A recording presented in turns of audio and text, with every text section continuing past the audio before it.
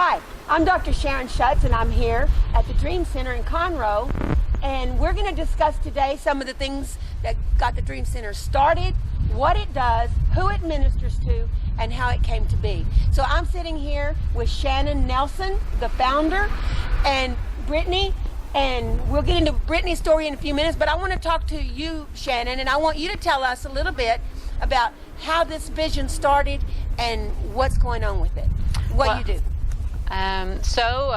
Many years ago, I was in an abusive relationship, and I didn't know how to get out of it.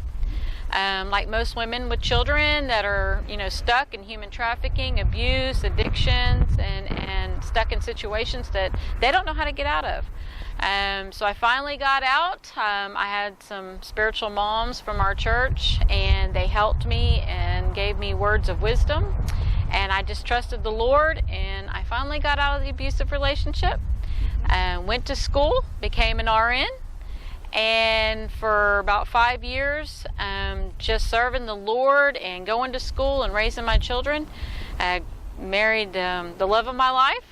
He came from our church, and about a year and a half later, I was diagnosed with breast cancer, given 3 months to live, and by the grace of God, He healed me.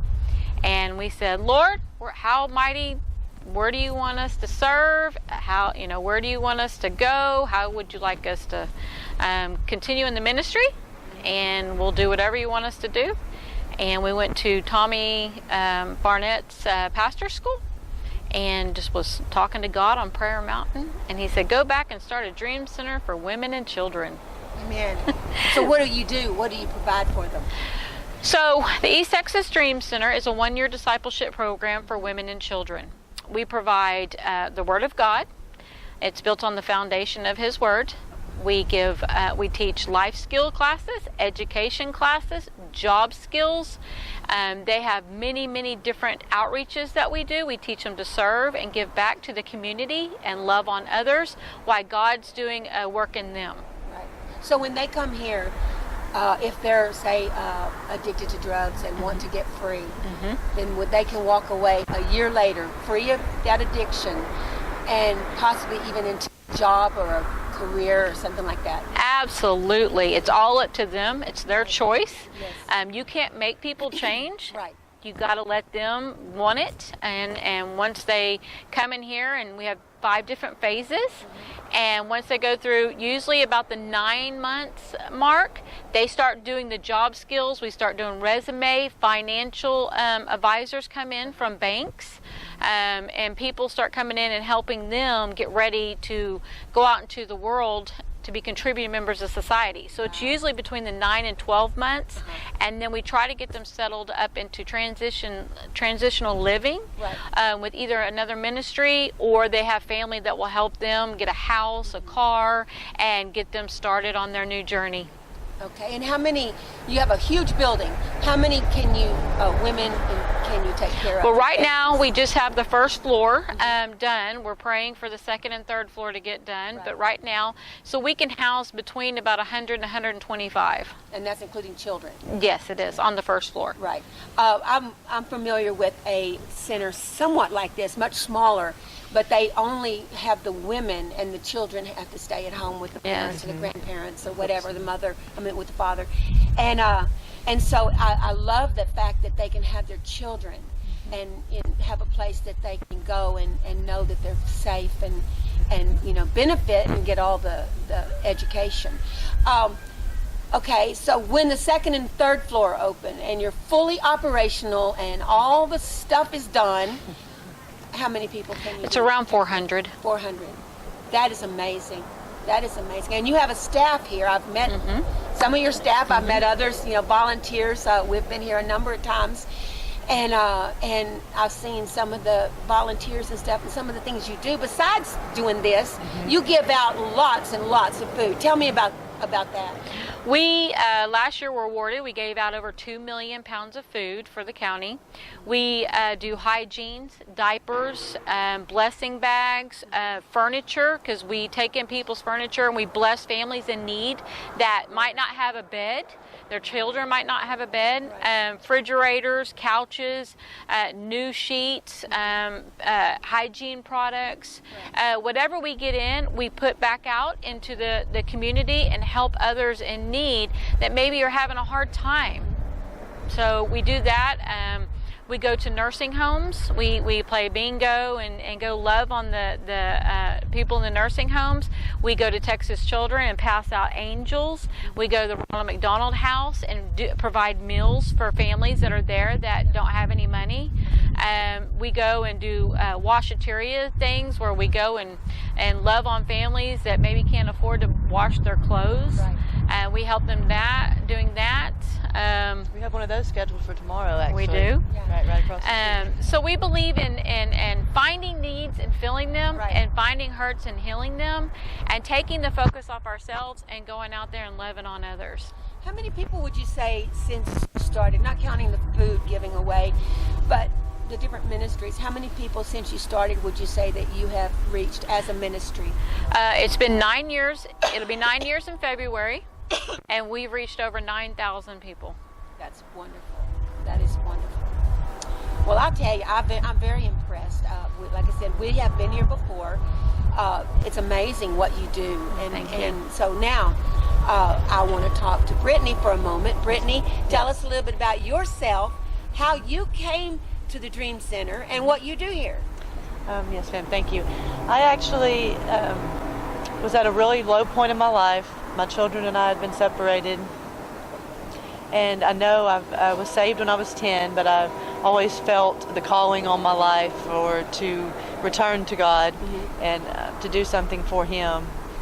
And so I decided to get on the internet when I was at one of my lowest lows, and I looked for a faith-based discipleship program, because I knew that, I didn't get into the situation I was in overnight, and I wasn't right, going to get out of it overnight. So I was willing to make a commitment to something that was not selfish for a change. And this was the first one that popped up on the Google. So I made arrangements to come here, and I committed to the year. And so in November, I actually graduated from my year program.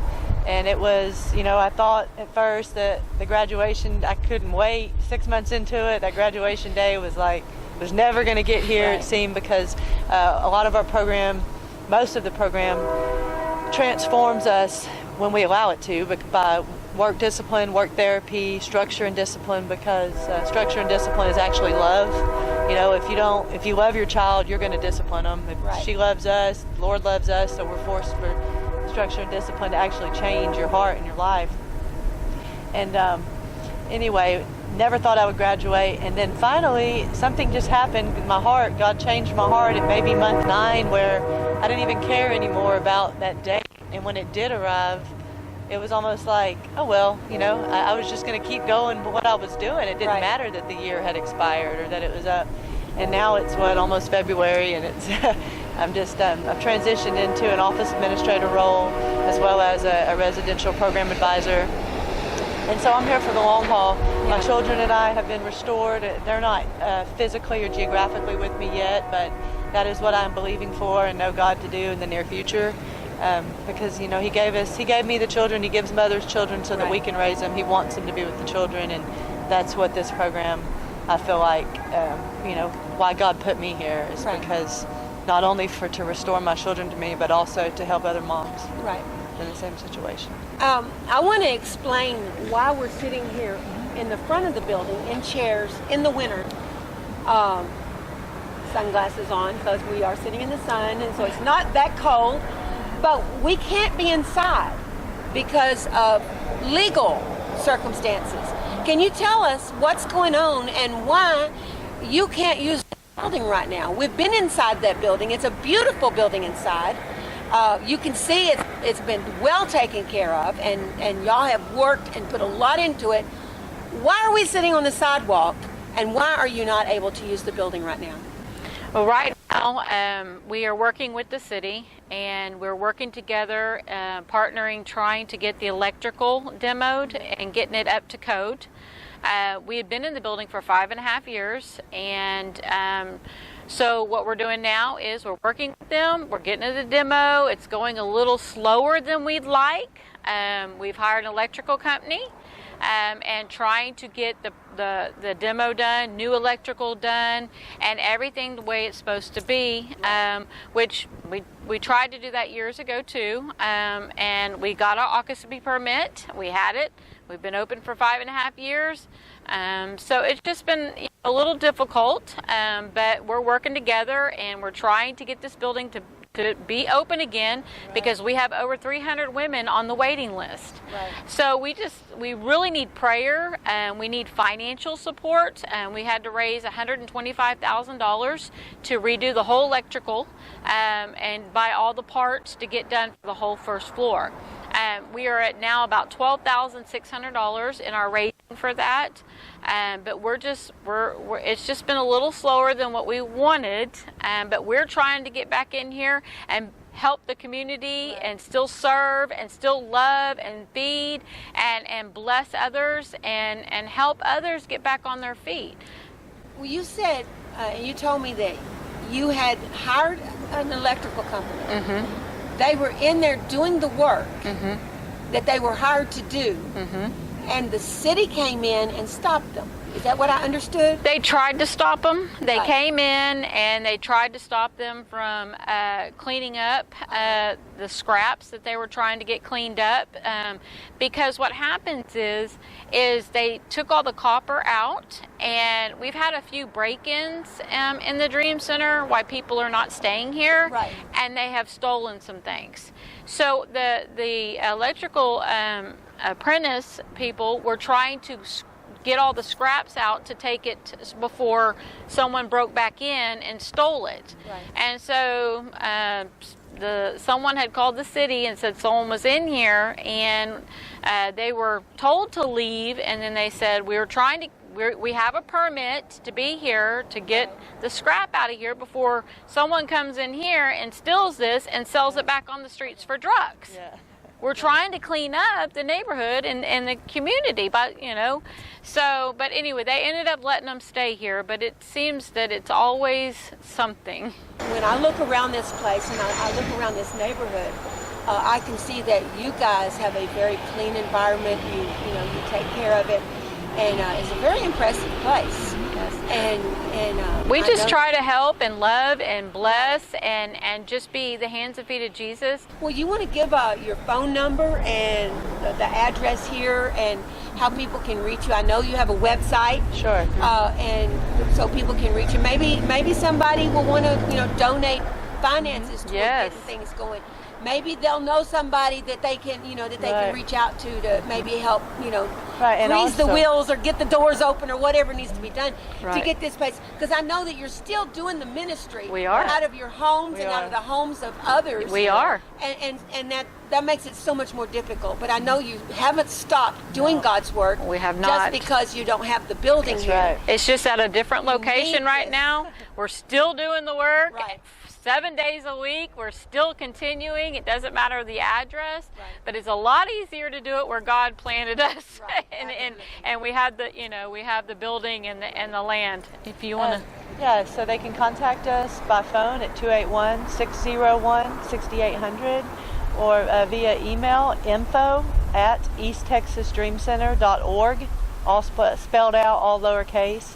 I guess that would be it, right? And we just And your website. Oh, which and the is same. website is also easttexasdreamcenter.org.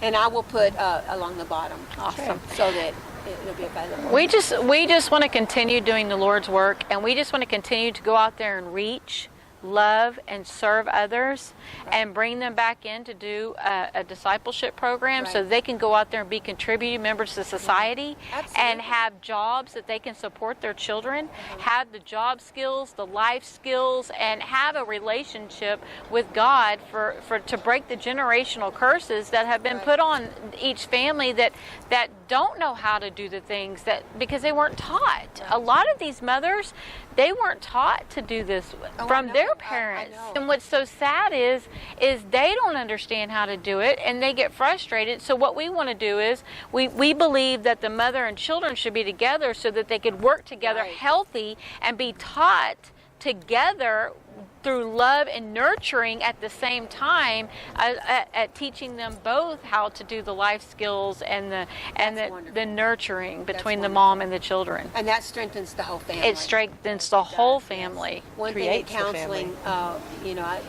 I've counseled kids, mostly older teenagers, parents, families, but the one thing you want to do is get the entire family together. You do. On the same page. You do. Because what happens is that it reinforces Right. with the mother and the child or the children, so that when they go out there, they already know how to live. Right. It's so it just takes care of the whole family, and then you bring the grandparents or the husband in, or the boyfriend in, and you do it as a group, and you teach them also how to work together to be better together. Right. Yes. Well, thank you so much, ladies, Thank for you. sitting down with me, and I'm really looking forward to thank you. getting this information out. Thank and you. We working with you, appreciate. and you know, maybe we can get some news out.